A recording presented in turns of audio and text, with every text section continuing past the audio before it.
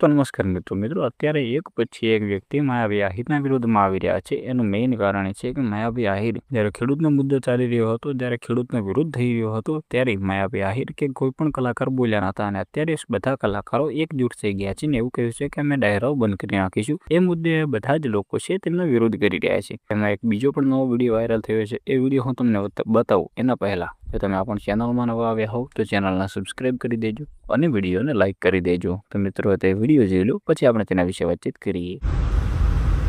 જય જવાન જય કિસાન। મિત્રો અત્યારે હાલમાં આપણે જોયું કે માયાભાઈ એક સામાન્ય શબ્દ બોલવા ગયા અને જે રીતે ટ્રોલ થયા છે એ ખરેખર જુઓ ને તો વિરોધ માયાભાઈનો નથી, ગુજરાતના ખેડૂતો માટે જે ચૂપ રહ્યા છે, ગુજરાતના ખેડૂતના ખેતરમાં વાડીમાં ગેરકાયદેસર થાંભલા ઉદ્યોગપતિ નાખતા હતા અને જે ધારાસભ્યો, જે મંત્રીઓ, જે કથાકારો, જે કલાકારો ચૂપ રહ્યા છે।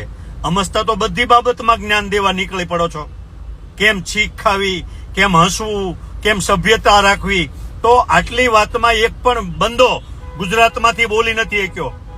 મહાસત્તાની બીક લાગે કે કાલે અમારા ઘરે રેડ પડશે, કાલે અમારા કાળા ધંધા બધા બંધ થઈ જશે, એટલે માયાભાઈ આ જે વિરોધ છે ને એ તમારી ચૂપકીદીનો વિરોધ છે।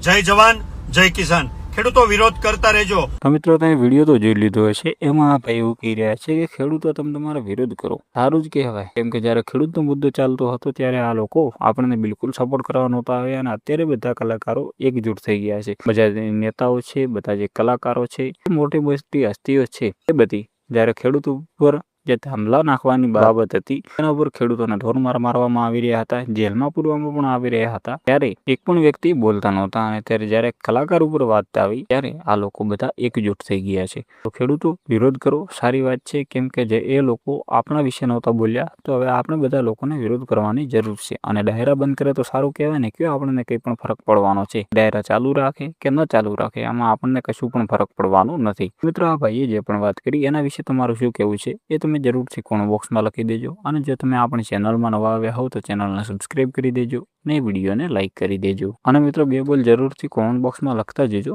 કે માયાવી આહિર વિશે અને અમુક કલાકારો વિશે તમારું શું કહેવું છે।